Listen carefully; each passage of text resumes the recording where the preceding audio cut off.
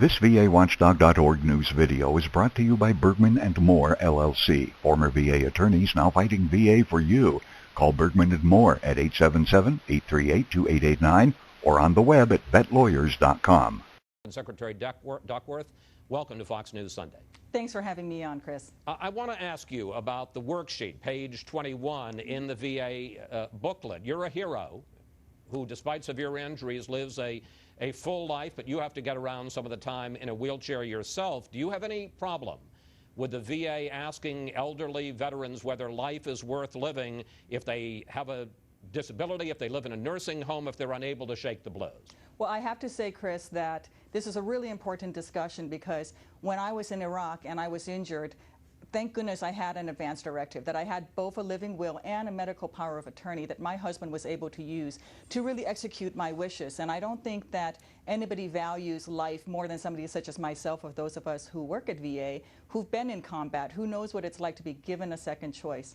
I think that any worksheet that any veteran wants to use that helps him make those decisions in advance for his family members so that they know what your wishes are, that you do want your life prolonged, that you do want to be resuscitated. Those are all important, and VA is very happy for veterans to use any booklet that they would like. This booklet was used throughout the Bush administration under two secretaries, but if veterans want to go out, and we provide it free of charge, and there are many other free of charge booklets that are out there. If they want to go and spend $5 a piece and buy Mr. Towey's book, they're welcome to do that, and that all falls under VA's advance directive policy, which was put into place by President Bush. If I may, Ms. Duckworth, because we have limited time here, sure. Why would a question, I can understand questions about if you're in an irreversible coma, do you want us to pull the plug?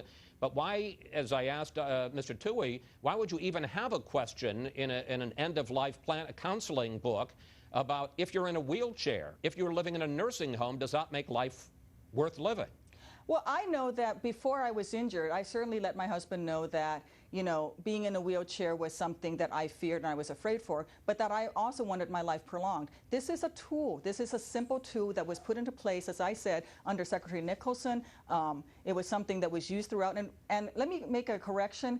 We've not used it since 2007 when under the Bush administration, we decided to go ahead and revise it. This checklist is still under revision on a timetable according to a program that was actually decided on under the previous administration, because I know that President Bush and Secretary Nicholson and Secretary Peake all valued life, and that's what we're doing, is we're revising it. It'll be out in 2010. It's not yet out.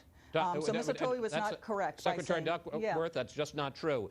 The VHA put out a directive on July 2nd, 2009, and I want to put up 2 pages from that directive. The first one, page 8. Primary care practitioners are responsible for giving patients pertinent educational materials, e.g., refer patients to the Your Life, Your Choices module.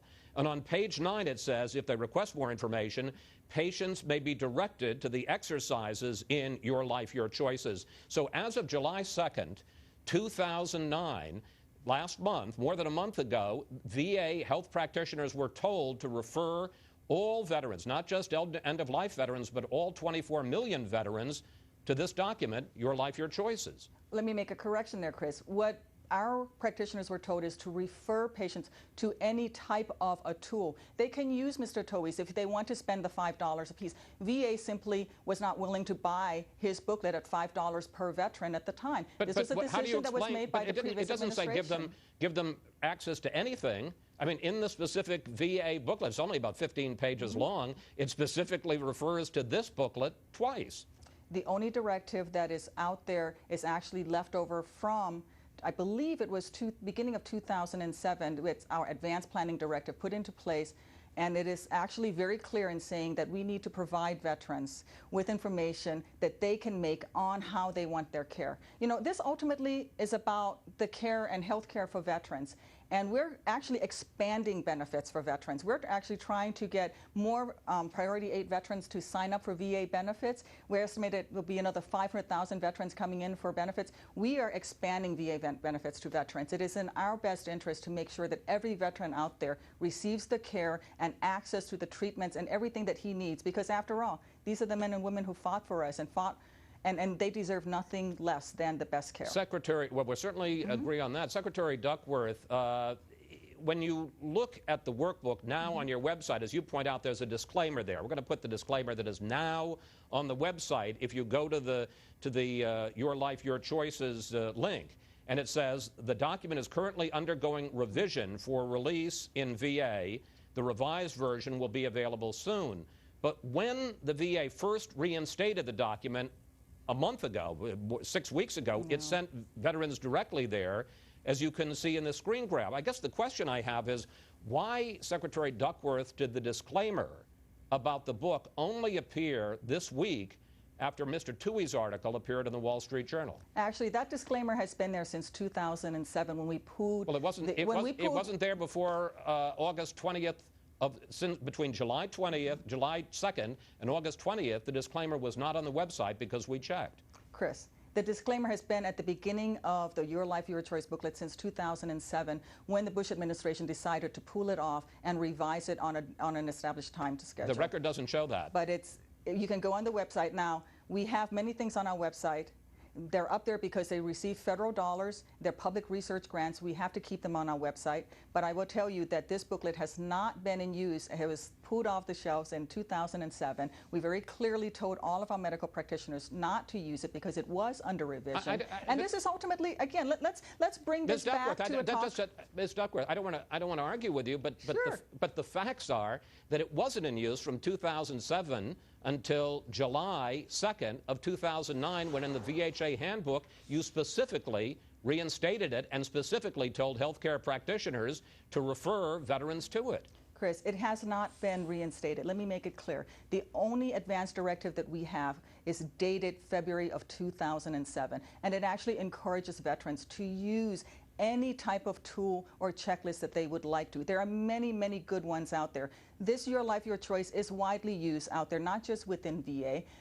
There are many others that are out there, and veterans are free to use whatever they would like to use. We just urge them to use them. I have a problem here, and so too often on these shows we just say one person said it, another person said. Secretary Duckworth, I don't know if we're able in the control room to put up the full screen of the VHA directive, but I'd like you to put up the first full screen if you can. In the VHA directive of July 2nd, 2009, it says the following on page 8. Primary care practitioners are responsible for giving patients pertinent educational materials, e.g., refer patients to the Your Life, Your Choices module. I mean, it's just there in black and white on the VHA directive of July 2nd. Chris, I'm sorry, I can't see that on the monitor in here. I will tell you that I know for a fact that the only directive signed by Secretary Shinseki, signed by a VA secretary, was actually signed by Secretary Nicholson, and it's dated February of 2007. What you're looking at may not actually be a directive. So since I can't see it, I'd be happy to come back and discuss it with you. But let's talk about what VA is trying to do. We have the largest increase in our budget in over 30 years. We are going to be expanding access to veterans. We are working with the new GI Bill for the 21st century. We are fighting to end homelessness, and we are doing quite a lot for veterans. And I don't think that there's anybody that understands better the importance and value of life than those of us who've worn the uniform and faced combat. I apologize, we're running out of time. I want to ask you one last question. If you feel so strongly about the value of life, although the disclaimer is on there, this document, Your Life, Your Choices, is still on the VA website. Secretary Duckworth, while it's supposedly being revised, it's still up there. Can you promise us that this will be taken down today? It is still up there with the disclaimer that it's under revision and do not use it. It doesn't say don't use it, but why have it up there at all? Why not just say we're going to take it down? Because we are bound by federal law. It was developed with federal research grant monies, and all of our programs that were results of federal research grants are online for people to use for research purposes. But we very clearly tell all of our veterans, please use any type of a tool that is most suitable for you and your loved ones. And you can certainly, there are many great ones out there, including Mr. Tuohy's, if they want to go spend the $5 for it a piece. VA makes ours available for free. The checklist that we're actually using is a completely different checklist from this one because this one has been taken off for revision. Well, it hasn't been taken off. It's being revised, but it's still on the website. VAWatchdog.org, the nation's #1 independent veterans website. On the web at VAWatchdog.org.